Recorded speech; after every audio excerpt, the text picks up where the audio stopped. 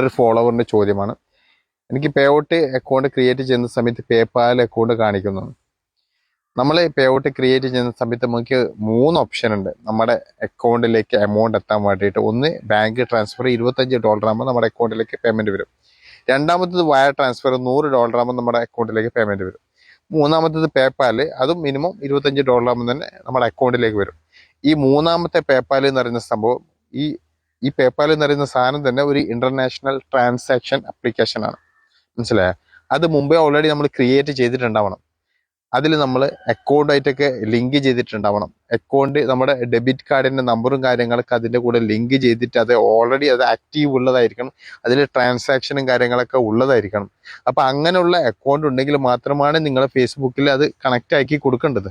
ഫേസ്ബുക്കിൽ കണക്ട് ആക്കാൻ വലിയ പണിയൊന്നുമില്ല. അതിന്റെ ഈ ഒരു മെയിൽ ഐ ഡിയും പാസ്വേഡും കൊടുത്തു കഴിഞ്ഞാൽ നമുക്ക് ആ പേപ്പാലുമായിട്ട് കണക്ട് ആവും. പക്ഷെ പിന്നീട് നമുക്ക് അക്കൗണ്ടിലേക്ക് എമൗണ്ട് എത്താതിരിക്കുമ്പോഴാണ് നമുക്ക് പറ്റിയ അബദ്ധം നമുക്ക് മനസ്സിലാവില്ലേ.